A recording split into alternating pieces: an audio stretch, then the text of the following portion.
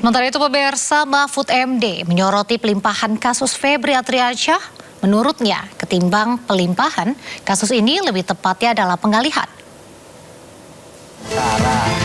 Mahfud MD awalnya merasa pelimpahan kasus ini efektif, namun mulai merasa janggal saat tahu ternyata belum ada permintaan keterangan dari tersangka Febri Adriansyah. Menurut Mahfud MD, ini justru tak sesuai kaidah dan belum pernah terjadi karena belum P21. Mekanisme ini tidak ada di hukum pidana kita dan belum pernah terjadi sebelumnya.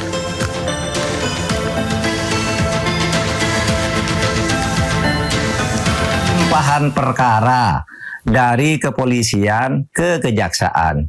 Saya berasumsi jika sudah dilimpahkan berarti TSK-nya sudah diperiksa oleh penyidik Polri dan sudah P21.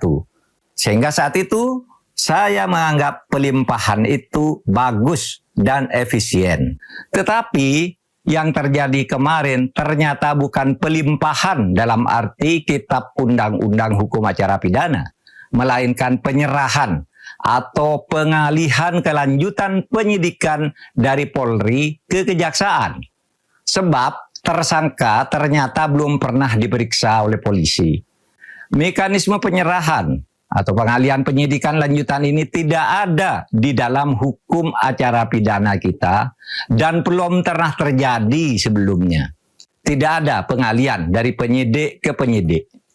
Memang ada kemungkinan pengambil alihan, tetapi sesuai dengan pasal 10A Undang-Undang Nomor 19 Tahun 2019, pengambil alihan ini hanya bisa dilakukan oleh Komisi Pemberantasan Korupsi atau KPK terhadap penyidikan yang dilakukan oleh kepolisian atau kejaksaan. Yang terjadi dalam kasus Febri Adriansyah itu bukan pelimpahan, melainkan penyerahan atau pengalihan kelanjutan penyidikan kasus. Ini tidak dikenal, bahkan tidak dibenarkan menurut Kitab Undang-Undang Hukum Acara Pidana. Tidak salahlah jika ada yang mengatakan bahwa pengalihan perkara mantan Jampitsus Febri Adriansyah ini adalah produk kompromi dari perang proksi, agar jangkauannya terbatas pada tersangka dan tidak boleh menyentuh yang lain.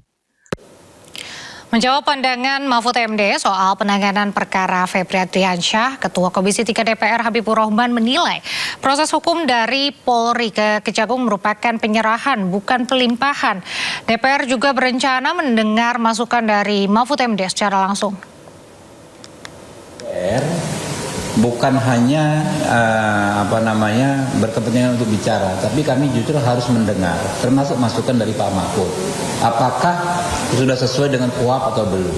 Ya, kalau menurut Pak Mahfud belum sesuai dengan KUHP, ya mungkin kami juga akan undang Pak Mahfud. Ya, kami akan dengar pendapat beliau, kan beliau profesor. Ya, kita tentu soal keilmuan harus banyak belajar dari beliau. Kalau menjadi masukan ya akan kami teruskan. Ya, jadi kita belum sampai kesimpulan itu, Pak. Memang itu bukan pelimpahan sebagaimana rangkaian hukum acara pidana dari penyidik ke penuntut. Ya, itu bukan, itu penyerahan penanganan perkara dari institusi namanya polisi, Polri, Barreskrim Korps ke institusi lain, kejaksaan. Pemirsa, usai ditetapkan sebagai tersangka pada Sabtu 11 Juli lalu, keberadaan mantan Jampitsus Febri Adriansyah menghilang. Hingga kini keberadaannya masih menjadi tanda tanya, sementara surat larangan keluar negeri pun telah keluar.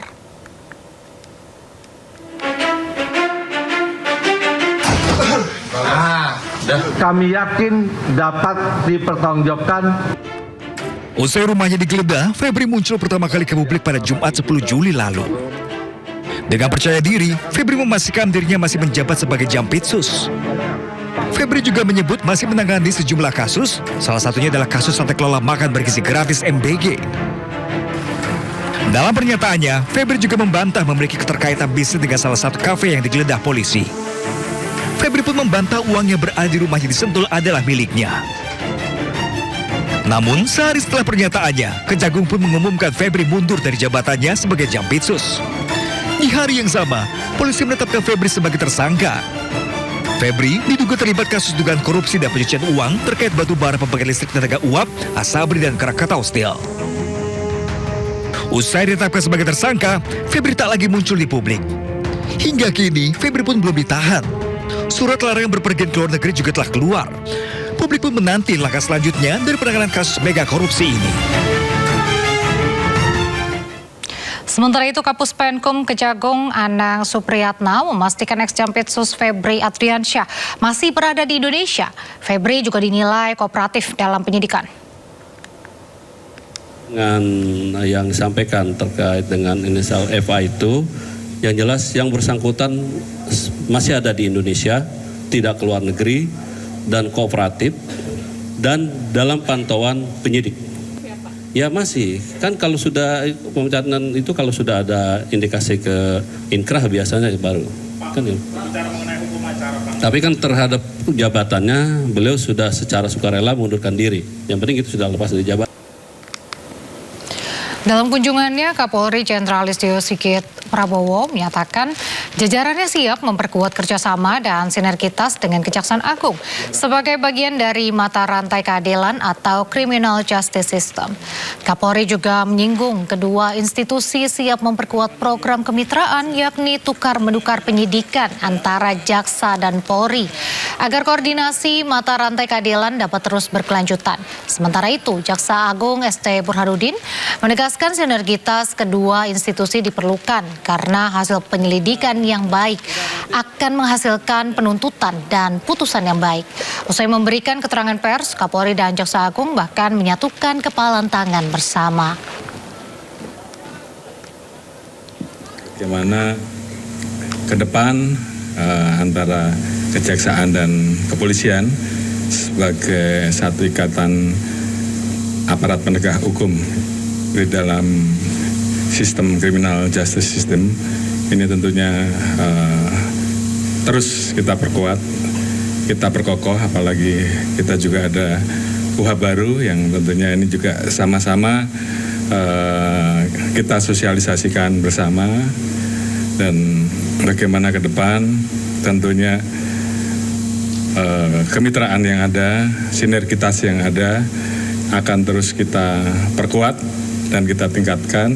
Tadi ada rencana untuk meningkatkan program kemitraan tukar-menukar pendidikan antara jaksa dan Polri, khususnya penyidik, sehingga kemudian di dalam setiap langkah koordinasi khususnya dalam ikatan criminal justice system tentunya semuanya bisa menjadi lebih baik, dan tentunya apa yang kita lakukan semua ini tentunya untuk terus memberikan rasa keadilan bagi masyarakat yang membutuhkan pelayanan di bidang hukum. Sinergitas ini diperlukan karena bagi saya, bagi seorang jaksa itu, hasil penyelidikan yang baik akan menghasilkan penuntutan yang baik.